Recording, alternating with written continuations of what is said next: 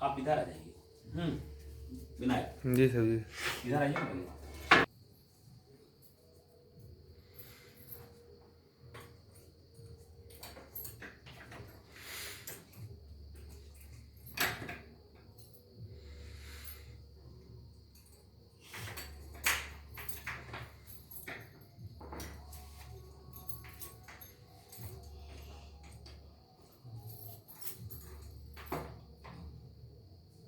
अब अंदर जाइए आप,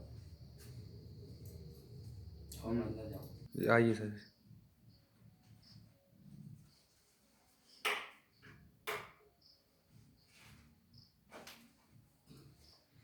अब आप लोगों का हार्दिक स्वागत है इस कक्ष में। आप लोग प्रवेश करें और एक एक आगे ही लीजिए, आगे बैठिए। जो पहले आए आप बैठते जाइए, आगे बैठिए।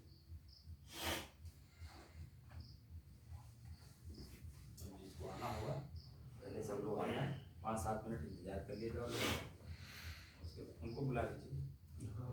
अच्छा, पीछे कर दीजिए, बैठ जाइए।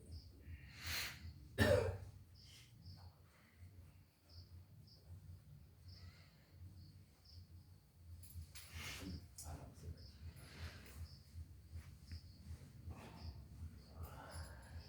आप लोगों का मैं हार्दिक स्वागत एवं अभिनंदन करता हूं इस प्रथम सोपान में, और हम लोगों का जो उद्देश्य है वो पूरा हो, मैं ऐसी शुभ कामना के साथ आप लोगों के साथ बैठता हूं।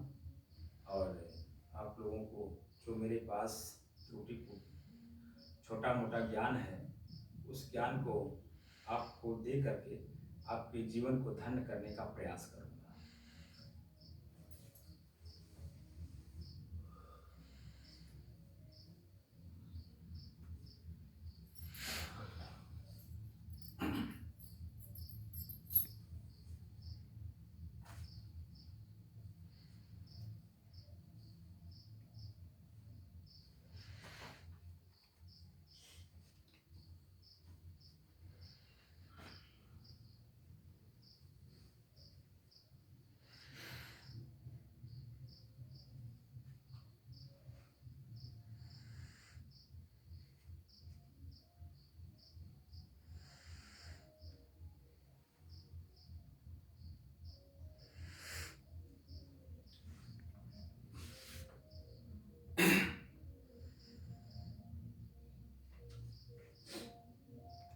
ध्यान क्या है, हम लोग ध्यान क्यों करने के लिए उपस्थित हुए हैं,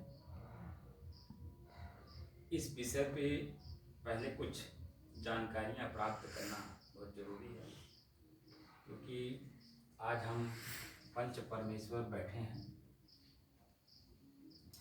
और पूरे विश्व में, एक जगह नहीं, पूरे विश्व में कहीं भी किसी भी जगह पर किसी भी समस्या का समाधान करना होता है तो आपने देखा होगा विश्व के मानस पटल पर कि पंच परमेश्वर ही बैठते हैं समस्या समाधान करने के लिए। तो संयोग ही है कि आज हम प्रथम इस कक्ष में, ध्यान कक्ष में प्रवेश पंच परमेश्वर ने ही किया है। यह हमको लगता है कि शुभ संकेत है। और हम पंच परमेश्वरों का जो मुख्य उद्देश्य है कि हम स्वयं अपने आप में पहले अपने मन को समाहित करके शांति का अनुभव करें, और वह शांति का अनुभव हम एक दूसरे से शेयर करें, जिससे यह जो आज मानव समाज में एक बहुत बड़ा राक्षस आया हुआ है, जिसे डिप्रेशन डिप्रेशन डिप्रेशन कह करके लोग अपनी जीवन को, फूल जैसा जीवन कांटों से घेर लिया है। तो आज ये जो पंच परमेश्वर अपने मन को शांत करने की विधि सीखने के लिए, और सीख कर अपने मन को शांत कर अन्य लोगों को शांति का उपदेश देने के लिए आगे अग्रसर होंगे। इस संस्था का यही उद्देश्य है, या कह लें कि मानव मात्र का एक उद्देश्य होना चाहिए कि हमारा मन शांत कैसे हो। जब मन शांत होता है तो किसी भी कार्य को करने में आंतरिक जो आनंद होता, आनंद की जो अनुभूति होती है वह अवर्णनीय होती है। उसका हम शब्दों में कभी भी बयान नहीं कर सकते। लेकिन यह है कि मन हमारा हमेशा उत्साहित, उद्वेलित और उमंग से भरपूर रहता है। तो हमारा मुख्य उद्देश्य है, यानी हमारा एम क्या है, हमारा टारगेट क्या है, 3 बातों का, 3 शब्दों पर है। क्योंकि आज से हम शब्द साधना करेंगे। शब्द, कुछ भी हम जो चिंतन करते हैं वह शब्द में ही हम अपने वाणी के माध्यम से एक दूसरे को बता सकते हैं या बताते हैं, या समझने का प्रयास भी जो हम करते हैं वो शब्द के माध्यम से ही। तो आज से हम शब्द साधना करेंगे। तो शब्द हमारा पहला है मन की शांति। एक शब्द है मन की शांति। अब मन की शांति का अनुभव कैसे हो, इस साधना को करना है। तो हमारा जो एम है मन की शांति, मन शांति का अनुभव कैसे करें, उसका प्रथम सोपान आज हम शुरू करेंगे, जिसे मन की एकाग्रता कहते हैं। जब हमारा मन एकाग्र, दूसरे सोपान में स्थिर और तीसरे सोपान में जब हम जाएंगे तब मन की शांति का अनुभव अपने स्वयं में हम करेंगे। लेकिन वहाँ तक जाने में जो कठिनाइयाँ आएंगी, उन कठिनाइयों को हम कैसे देखेंगे, कैसे उसे अपने से उस दृश्य को, कठिनाई जो शब्द है वह एक दृश्य है। दृश्य हमारे सामने प्रवेश करता है तो कैसे करता है, उसके प्रवेश करने से हमारे मन मस्तिष्क में या हमारे शरीर में इस तरह का आभास होता है, और उसके जाने के बाद हम किस तरह का आभास करते हैं, इस चीज का अनुभव करने के लिए जो विश्व में हमारे ऋषियों ने, मुनियों ने जो सही मार्गदर्शन दिया है वह है मन की शांति का प्रथम सोपान अपने श्वास पर मन को एकाग्र करना, स्थिर करना। हमारा मन चंचल है, तो चंचल है तो इस एकाग्र कैसे हो, सबसे पहला काम है एकाग्र करना। तो एकाग्र कैसे हो, इस पर जो है चर्चा करना है।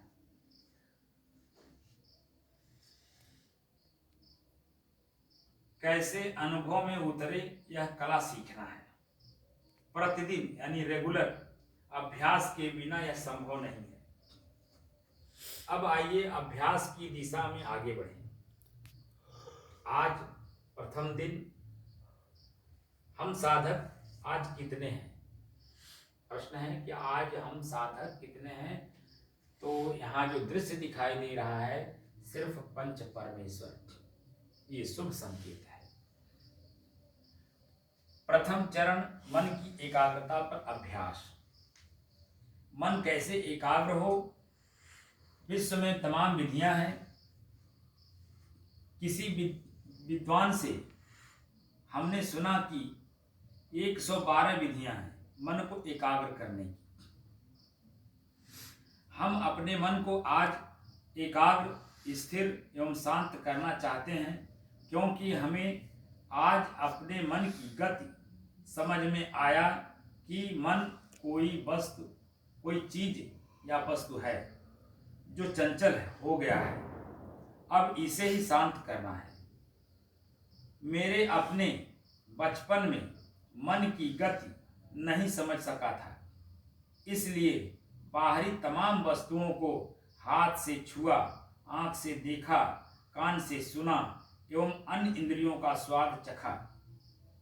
इन सब को चख कर और कल्पना कर अपने ही अमूल्य एवं शांत मन को स्वयं ही चंचल बना लिया गया है। अब जब अपने मन की चंचलता का बोध यानी ज्ञान हुआ, तब अब हम परेशान एवं दुखी हैं कि मेरा पूर्व का शांत मन अब फिर कैसे शांत हो।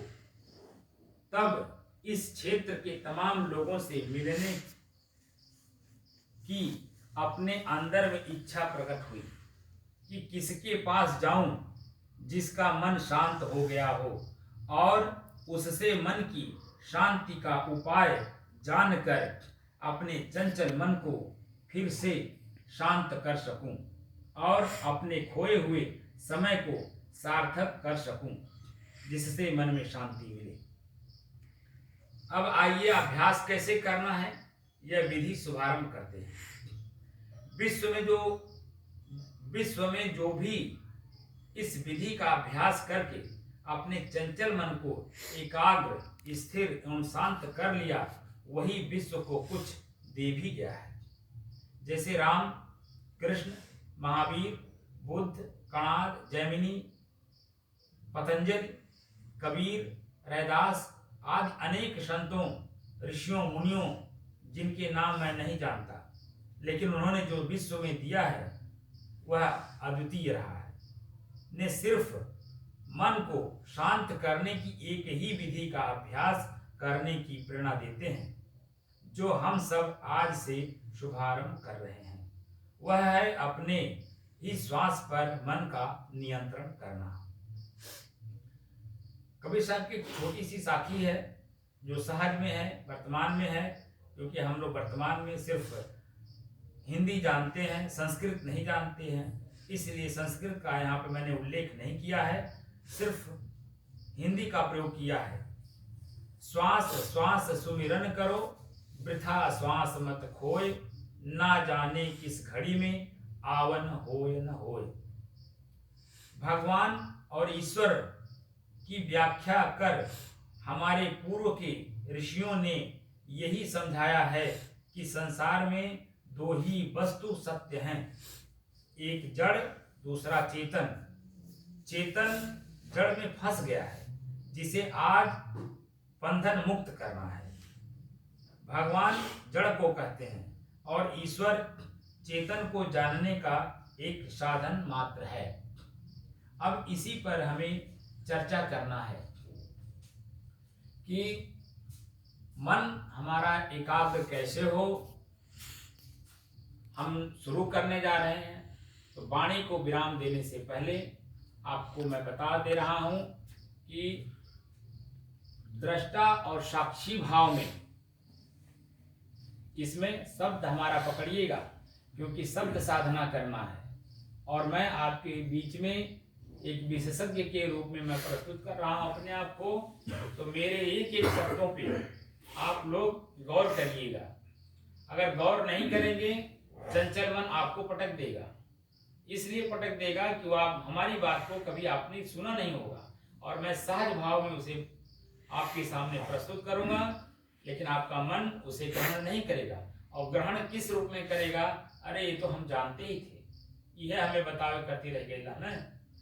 इस तरह से आपको अपना मन आपको पटकेगा। तो अपने मन की गति को हम कैसे जानेंगे?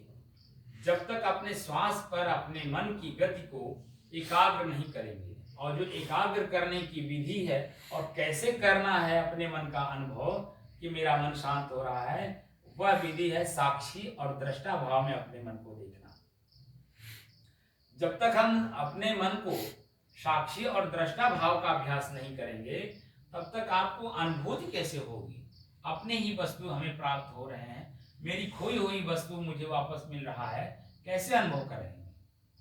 जब तक आप अपनी गति को नहीं समझेंगे, अपने मन की गति को नहीं समझेंगे, तब तक समझ में नहीं आएगा। आपकी गति क्या है? आपकी गति निष्क्रिय है, क्रिया विहीन है, क्रिया है ही नहीं आप में। क्रिया किस में है? जड़ प्रकृति में है। और आपका मन भी जड़ प्रकृति है, तो क्रिया किस में होगी? जड़ प्रकृति में, यानी मन में होगी। और मन चंचल हो गया है, हमने अपने मन को चंचल कर लिया है। स्वयं अपने मन को चंचल कर लिया है। बाह्य वस्तुओं में, बाह्य दृश्यों में, बाह्य चेतनों में, जो चेतन है, चेतन शक्ति मतलब शरीर से है। हमारे शरीर के बाद दूसरा शरीर मेरी पत्नी है, मेरा बेटा है, मेरे माता पिता हैं, मेरा घर है। तमाम तरह के शब्द हमने अपने अंदर में बटोर रखे हैं। इन शब्दों ने ही हमें चंचल बना रखा है और इन शब्दों को हमें सदुपयोग करना है, दुरुपयोग भी नहीं करना है, सदुपयोग करना है। तो सदुपयोग कैसे करेंगे? जब तक हम अपने आप को, अपने आप का अपने ऊपर हम कृपा नहीं करेंगे, अपने आप पर कृपा करके अपना सदुपयोग स्वयं करके अपने मन की शांति का अनुभव नहीं करेंगे, तब तक यह बात कैसे समझ में आएगी? इसलिए हमें यहाँ अनुभव करना है। अब यह अनुभव हम स्वयं अपने में कितने देर में हम कर लेंगे, यह अपने ऊपर निर्भर करता है। यह अभ्यास का विषय है। जितना ही आप अभ्यास करेंगे, चलते, उठते, बैठते, सोते, जागते, जब भी आपके पास समय मिल जाए काम भी करिए। ऐसा नहीं हम आपको कहेंगे कि आप हाथ पैर तोड़ करके बैठ जाइए, क्योंकि शरीर है, शरीर का अपने एक आवश्यकताएं हैं। भूख लगेगी ही, प्यास लगेगा ही, ठंडी गर्मी लगेगा ही, मान अपमान सहना पड़ेगा, तमाम चीजें हमारे सामने व्यवधान आएंगे। इन व्यवधानों को पार करके कैसे हम अपने उस एक शब्द पर एकाग्र करके अनुभव करेंगे, यह बात का अभ्यास आपको करना है। हर क्षण, हर पल का दृश्य हमारे सामने प्रकट होगा और हमारे चित्त को, हमारे मन को किस तरह के भाव में अपने आप में लपेटेगा, यह कैसे आप अनुभव करेंगे, क्योंकि आपका मन चंचल है। चंचल मन को जब तक आप स्थिर नहीं करेंगे, एकाग्र नहीं करेंगे, एकाग्र करने के बाद स्थिर नहीं होगा और स्थिर होने के बाद शांति का अनुभव स्वयं में जब तक नहीं कर लेगा, यह दृश्य प्रपंच हमें समझ में नहीं आएगा। इसलिए कोई भी बात अगर आपके मन में आती है तो आवेश में, आवेग में आकर के हमसे प्रश्न न करिएगा। शालीनता के साथ, जानने की दृष्टि से हमसे कभी भी, किसी भी वक्त आप फोन से भी कर सकते हैं और सामने प्रस्तुत होकर के भी शालीनता के साथ हमसे प्रश्न करके उस चीज को जान सकते हैं। जो आपका मन अशांत है और जब विधि वो अपने आप में पा जाता है तो अपने आप में स्वयं में शांत हो जाता है। यह अनुभव आप तभी कर पाएंगे जब वो क्षण आपके सामने आएगा। इसलिए मेरा निवेदन है कि किसी भी व्यक्ति से, हम हो या आपसे परे कोई भी व्यक्ति हो, उससे झुंझला करके मत बोलिएगा, क्रोध में आकर के न बोलिएगा। तमाम बातें ऐसी हमारे मन में प्रस्तुत होंगी कि जिससे हमारा मन चंचल होकर के हमें हमारे शरीर से पीड़ा देगा। पीड़ा हम प्राप्त करने की दृष्टि से यहाँ प्रस्तुत नहीं हुए हैं। पीड़ा तो जहां भी था वह हमें प्राप्त हुआ था, तभी तो आज हम मन को शांत करके पीड़ा मुक्त होना चाहते हैं। और इस पीड़ा मुक्त होने में यह स्थान या हम स्वयं आपके सिर्फ सहयोगी हैं। प्राप्त तो स्वयं में आपको करना है। अब आप कैसे प्राप्त कर सकते हैं, मैं आपका सहयोग कैसे कर सकता हूं, यह प्रश्न का विषय है, क्योंकि यह अनुभव का विषय है। हम आपके अनुभव में सिर्फ सहयोग कर सकते हैं, हम अनुभव नहीं हो सकते। अनुभव स्वयं में आपको करना है। इसलिए जो अनुभूति का विषय है, उस अनुभूति का एक शब्द आया है कि मन की एकाग्रता। आज प्रथम दिन हमारे इस सहज समाधि योग साधना का प्रथम दिन है और सहज में हम कैसे अपने मन को ले आए, समाधि को समझें और योग को समझें। ये साधना हमने कल आपने सुना होगा, अजयदीप सिंह जी ने चारों शब्दों का उन्होंने व्याख्या किया। सहज, समाधि, योग, साधना। सहज जो मेरा पहले था आज असहज हो गया है, उसे फिर उसी रूप में ले जाना है, सहज भाव में आना है। तो कैसे होगा? समाधि में जाने के बाद। तो समाधि कब लगेगा? एक शब्द उसके सामने मैंने रखा है, योग। योग क्या है, ये बात को समझना है। संस्कृत में भगवान कृष्ण ने गीता के 16वें अध्याय में प्रथम श्लोक में प्रथम श्लोक के प्रथम लाइन में एक शब्द लिखते हैं अभयम सत्व संशुद्धि। तो कैसे होगा? ज्ञान योग व्यवस्थिति। अब यहां पर योग का प्रयोग उन्होंने किया है कि कैसे प्रयोग करना है। ज्ञान योग व्यवस्थिति, ज्ञान को योग के द्वारा, या यूं कहें कि योग को ज्ञान के द्वारा सुव्यवस्थित ढंग से अपने जीवन में आचरित करके हृदय को पहले पवित्र करें। जब आपका हृदय पवित्र हो जाएगा तो जिस तरह से मैं स्वयं आप लोगों के बीच में निर्भय होकर के, निश्चिंत होकर के, निष्फिक्र होकर के अपनी बात को रखता हूं, और अगर उसमें कोई भी किसी भी प्रकार का शब्द बोलता है, वो अपने आप में चाहे विद्वान हो, चाहे वह धनवान हो, चाहे वो संत हो, मैं तुरंत उनको वहीं टोक देता हूं कि आप गलत बोल रहे हैं। क्यों गलत बोल रहे हैं? क्योंकि आप जो बोल रहे हैं वो सिर्फ शब्द बोल रहे हैं, उसकी अनुभूति आपके अंदर में नहीं है। और जब तक अनुभूति नहीं होगी तब तक तो मन हमारा चंचल इतना होता है, वो जो पढ़ा रहता है, सुना रहता है, देखा रहता है, उसी को तुरंत बोल देता है। आओ न ताओ, जो भी देखेगा बोल देगा। अब सामने वाले के ऊपर उसका क्या प्रभाव पड़ेगा, उसको अनुभूति नहीं है। इसलिए चंचल मन को, अपने ही चंचल मन को कैसे हमें अपने जीवन में उतारना है, ये भगवान कृष्ण कहते हैं गीता के 16वें अध्याय में अभयम। अभयम मतलब निर्भय होना। निर्भय आप तभी होंगे हृदय जब आपका पवित्र होगा। सत्व संशुद्धि, जब आपका हृदय, सत्व कहते हैं हृदय को, संशुद्धि विशेष रूप से शुद्ध कर लिया गया हो, तो आपका मन, आपका हृदय, आपका चेतना एकदम निष्फिक और निर्भीक होगा। मरने से वो डरेगा नहीं, क्योंकि हम तो क्षण क्षण मर रहे हैं। मरने का मतलब परिवर्तन। सृष्टि में परिवर्तन है, लेकिन आप में परिवर्तन नहीं है। आप अपने अपरिवर्तनीय चीज को जब जान लेंगे, समझ लेंगे और उसमें अपने आप को समाहित कर लेंगे, अपने आप स्वयं में निर्भर हो जाएंगे। आपको निर्भर नहीं करना पड़ेगा। बाहर से कोई हथियार आपको निर्भर नहीं कर सकता है। तमाम तरह के हथियार लोग लेकर के अपने आप को निर्भय करना चाहते हैं। कभी आपने देखा होगा कि वो निर्भय नहीं हो सकते हैं, क्योंकि वो जो हथियार चलाने वाला उनके साथ चल रहा है, वो अभी तो एक चेतनावान व्यक्ति है, वो अभी तो मनुष्य है, वो अभी तो डरा हुआ है, उसके ऊपर भी तो एक सामाजिक नीति नियम बंधन है। वो कैसे चला देगा गोली? आपको कैसे निर्भय बना देगा? इसलिए आंतरिक हमारी हृदय की जो संशुद्धि है, जो हमारा मन है, वो विशेष रूप से जब संशुद्ध हो जाएगा, शुद्धि हो जाएगी, तो जान लीजिए आप विश्व में कहीं भी निर्भय होकर के जा सकते हैं। और वह निर्भयता आपको पूरे विश्व में अकेले चलने की क्षमता देता है। और क्षमता तभी आती है जब हमारे अंदर में हर प्रकार का क्षमता हो, हर प्रकार का धन हमारे पास उपलब्ध हो। इसलिए आज जो हम शुभारंभ कर रहे हैं वह मन की एकाग्रता। और एकाग्रता कैसे होगी, यह बात का अब आपको 3 बातों में बोल करके मैं अपनी वाणी को ही विराम दूंगा, क्योंकि ज़्यादा बोलना इसलिए जरूरी था क्योंकि आज का प्रथम सोपान था और हमारा मुख्य उद्देश्य क्या है, हम किस लेवल पे जाना चाहते हैं, यह बात का जितने भी लोग यहाँ बैठे हैं वो एक दूसरे के ऊपर नहीं देखेंगे, अपने ऊपर देखेंगे कि मैं यहाँ क्या करने आया हूँ। और मैं अपने मन को एकाग्र करने और शांत करने आया हूँ, ये विधि सीखने आया हूँ। तो दूसरा कोई अगर समझेगा और करेगा तो अपने लिए करेगा, उसमें आपका वो सहयोगी हो सकता है, बता सकता है, लेकिन आपको करके आपको अनुभूति नहीं करा सकता, स्वयं में करना है। तो इसलिए कोई भी व्यक्ति किसी के ऊपर कटाक्ष नहीं करेगा, बल्कि जानने की दृष्टि से सहयोग मांग सकता है कि भैया हमें ये बात समझ में नहीं आया, यह बात उन्होंने जो बोला क्या बोला, हमको जरा समझा दीजिए। तो समझाने की दृष्टि से जब आप उनसे बात करेंगे तो अपनी बात, आपको सारी काम को रोक करके आपको समझा देंगे।